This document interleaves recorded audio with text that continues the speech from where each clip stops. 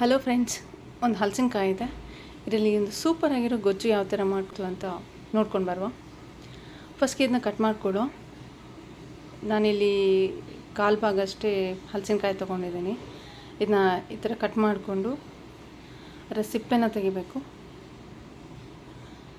ಸಿಪ್ಪೆ ತೆಗೆದು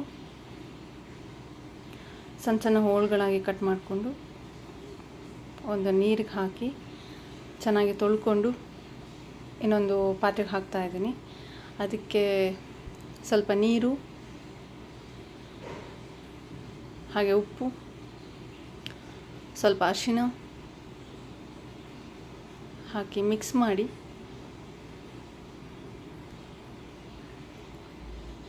ಚೆನ್ನಾಗಿ ಬೇಯಿಸ್ಕೊಳ್ಳೋಣ. ಹಾಗೆ ಒಂದು ಬಾಣಲಿಗೆ ಖಾರಕ್ಕೆ ತಕ್ಕಷ್ಟು ಮೆಣಸಿನ್ಕಾಯಿ ತೊಗೊಂಡು ಅದನ್ನ ಚೆನ್ನಾಗಿ ಫ್ರೈ ಮಾಡಬೇಕು. ನೀವೇನಾದರೂ ಒಲೆಯಲ್ಲಿ ಅಡುಗೆ ಮಾಡೋ ಹಾಗಿದ್ದರೆ ಕೆಂಡದಲ್ಲಿ ಹಾಕಿ ಸುಟ್ಟರೂ ಇನ್ನೂ ಸೂಪರಾಗಿರುತ್ತೆ.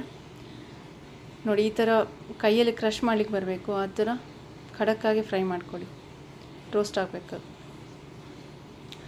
ಇನ್ನೊಂದು ಪಾತ್ರೆಯಲ್ಲಿ ತೆಂಗಿನಕಾಯಿ, ಹಾಗೆ ಕ್ರಷ್ ಮಾಡಿರೋಂಥ ಮೆಣಸು, ಹಾಗೆ ಸಣ್ಣಗೆ ಹಚ್ಚಿಟ್ಟಂಥ ಈರುಳ್ಳಿ, ಅದಕ್ಕೆ ಸ್ವಲ್ಪ ಹುಣಸೆ ಹುಳಿನ ರಸ ಹಾಕಿ ಚೆನ್ನಾಗಿ ಮಿಕ್ಸ್ ಮಾಡ್ಕೊಳ್ಳೋಣ.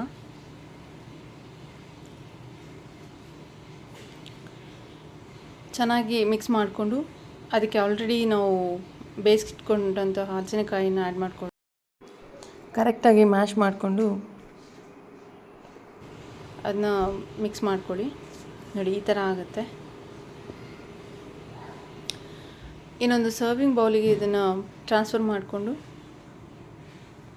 ಅದಕ್ಕೆ ಒಂದು ಒಗ್ಗರಣೆ ಹಾಕಿದ್ರೆ ಒಂದು ಸೂಪರಾಗಿರೋಂತಹ ಹಲಸಿನಕಾಯಿ ಗೊಜ್ಜು ರೆಡಿ. ಈ ರೆಸಿಪಿ ನಿಮಗೆ ಇಷ್ಟ ಆಗಿದ್ದರೆ ದಯವಿಟ್ಟು ಒಂದು ಲೈಕ್ ಮಾಡಿ, ಹಾಗೆ ಚಾನಲ್ಗೆ ಸಬ್ಸ್ಕ್ರೈಬ್ ಆಗಿ, ಆದಷ್ಟು ಶೇರ್ ಮಾಡಿ. ಮುಂದಿನ ವಿಡಿಯೋದಲ್ಲಿ ಸಿಗ್ತೀನಿ. Thank you.